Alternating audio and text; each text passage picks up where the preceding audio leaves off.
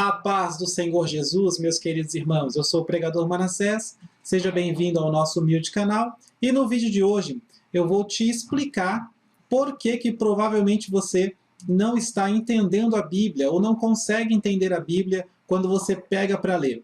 E vou te deixar também uma dica do que você pode fazer para entender melhor ou mais a palavra de Deus durante a sua leitura. Você gostando desse vídeo, dá um like no vídeo, se inscreve no canal, participa nos comentários e compartilha também nas redes sociais. Amém?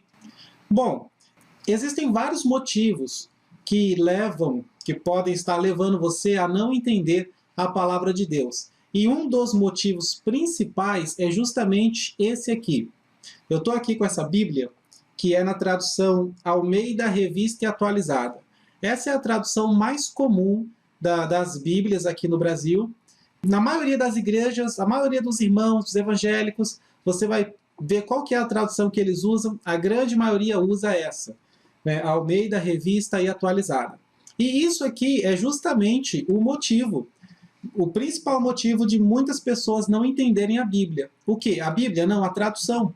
Essa tradução Almeida, ela é uma tradução erudita, né? Um português erudito, um português assim, antigo, né? Vamos ser sinceros, um português antigo, e por isso a interpretação dele é difícil. É difícil você entender o que está falando aqui, porque esse aqui é um português que, para pessoas que viveram há muitos anos atrás, e não para nós que estamos vivendo hoje. Hoje, a nossa linguagem popular é muito diferente dessa tradução. E é por isso que muitas pessoas não conseguem entender o que a Bíblia está dizendo. Então, qual que é a solução? A solução é você pegar uma Bíblia como essa. Qual que é a diferença? É a tradução. Essa daqui está na nova tradução da linguagem de hoje. Então, se você pegar uma Bíblia como essa, você vai facilitar e muito a sua compreensão quando você estiver lendo a palavra do Senhor, tá? Só para deixar uns exemplos aqui para você. É claro que se você não tem dificuldade com o português erudito, com a Almeida, tudo bem. Mas esse vídeo é para quem tem dificuldade e não está entendendo. Então, de repente, se você mudar a tradução, você já consegue uma melhor compreensão da palavra de Deus. Ó, vamos pegar algumas passagens aqui para a gente comparar as duas Bíblias, para você ver a diferença. Por exemplo, aqui na Almeida, tá? Gênesis 4, verso 7. Olha o que é a resposta de Deus para Caim, antes de Caim matar Abel. Olha só, Deus está dizendo, se procederes bem, não é certo que serás aceito?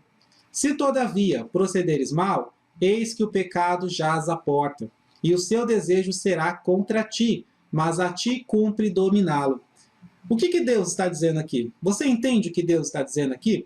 Se você tem dificuldade de entender o que Deus está dizendo aqui, então para você vai ser muito melhor essa tradução na linguagem de hoje. Olha o que está dizendo aqui nessa nova tradução. Gênesis 4, 7. Tá, aqui, ó, aqui nós temos as frases assim. Eis que o pecado jaz à porta. O que isso quer dizer? Outra frase. O seu desejo será contra ti. O que isso quer dizer? O seu desejo será contra ti. Então, muita gente não entende nessa tradução. Mas olha a nova tradução na linguagem de hoje. Verso 7. Se você tivesse feito o que é certo, você estaria sorrindo, mas você agiu mal, e por isso o pecado está na porta à sua espera.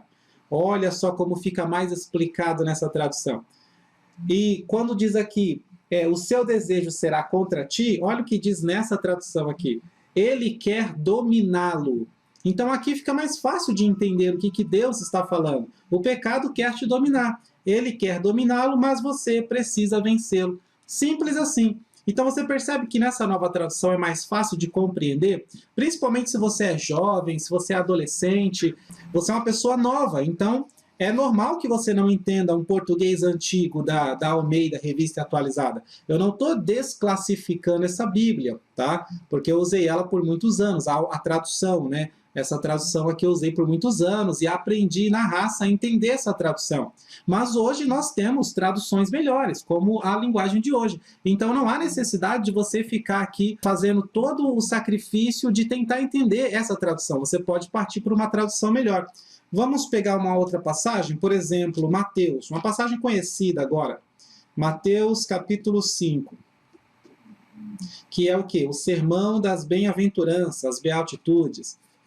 Olha só alguns versículos aqui. O versículo 3 está dizendo assim: bem-aventurados os humildes de espírito, porque deles é o reino dos céus. O que você entende com isso? Não sei, depende do seu nível intelectual, mas olha como fica mais fácil você entender o que está dizendo quando você pega essa outra tradução. Ó, Mateus 5, versículo 3. É o mesmo versículo, tá? Está dizendo assim: felizes as pessoas que sabem que são espiritualmente pobres, pois o reino do céu é delas. Ficou muito mais claro. Voltando aqui na Almeida, tá? Ele está dizendo aqui no verso 5, por exemplo: bem-aventurados os mansos, porque herdarão a terra. Como assim os mansos vão herdar a terra? A terra vai ser herança dos mansos? O que está acontecendo aqui? Como que você interpreta isso? Então, nessa tradução mais antiga, fica um pouco mais difícil para nós, com a nossa linguagem atual, entender. Mas nessa nova tradução, versículo 5, olha o que está dizendo. É o mesmo versículo, tá? Só que aqui está mais explicado, ó. Felizes as pessoas humildes, pois receberão o que Deus tem prometido. Então aqui fica muito mais fácil entender. Quer ver outra coisa? O versículo 6 mesmo, por exemplo. Ó, bem-aventurados os que têm fome e sede de justiça, porque serão fartos. O que isso quer dizer?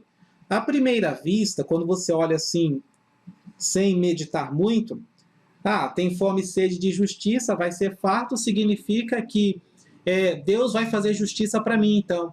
Alguém me assaltou, alguém fez alguma coisa contra mim, então Deus vai me vingar. Deus vai prejudicar aquela pessoa de alguma forma, porque Deus vai fazer justiça. Será que é isso que está dizendo? Claro que não. Quantos crentes são prejudicados, são humilhados, são perseguidos, são mortos, e não acontece a devida justiça como nós gostaríamos, né? Como a nossa carne gostaria.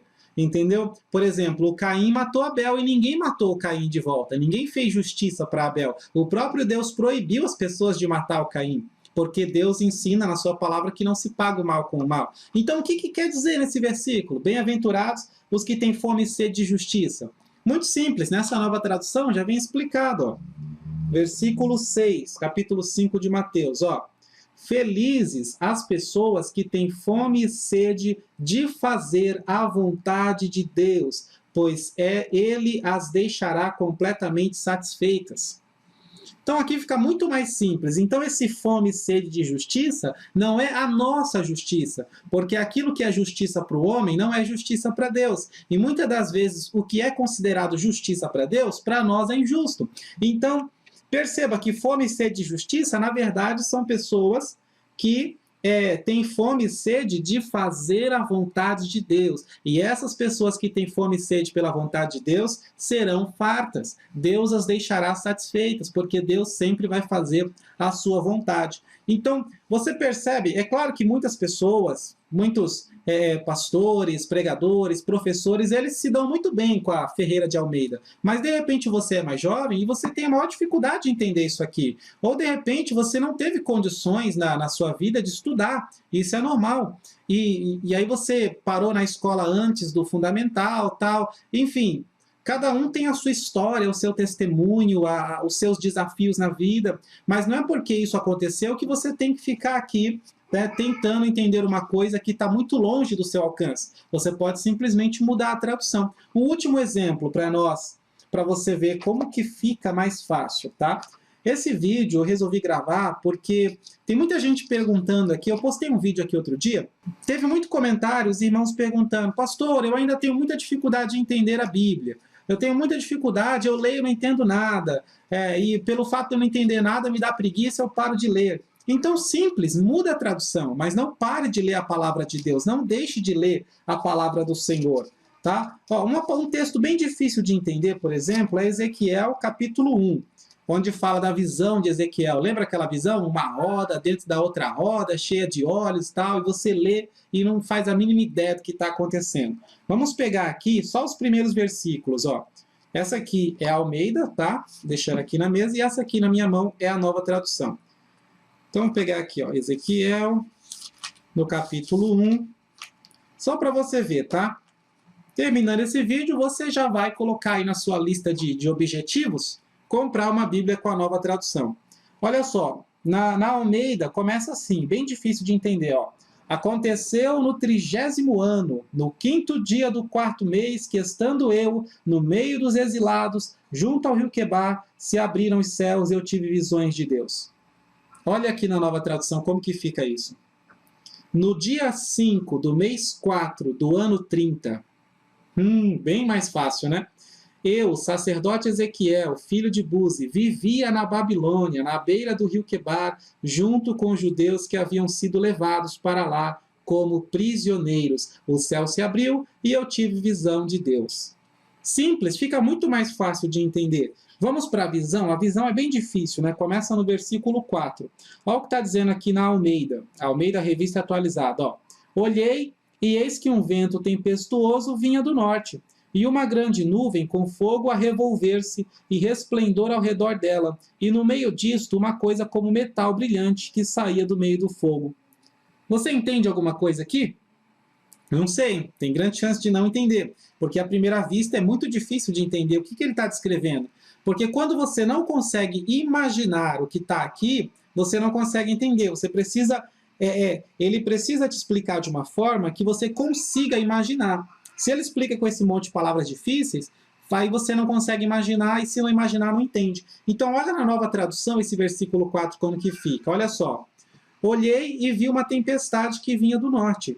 Raios saíam de uma nuvem enorme, e em volta da nuvem, o céu estava em fogo. E no meio do fogo havia uma coisa que brilhava como bronze.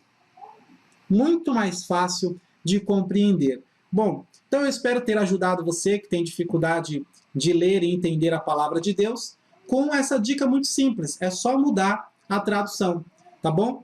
Que Deus abençoe a sua vida. Se você gostou desse vídeo, dá um like no nosso vídeo, compartilha nas redes sociais. Se você tem amigos que também não entendem muito bem a palavra. Muitas pessoas não lêem a Bíblia porque não entendem. E isso deixa ela já triste, desmotivada. Eu sei que eu não vou entender nada, então eu não vou nem abrir a Bíblia. Mas agora, se você simplesmente mudar a tradução e começar a entender, você vai se sentir cada vez mais motivado para ler e se alimentar da palavra do Senhor. Amém? Que Deus abençoe sua vida, sua família, o seu ministério, em nome de Jesus.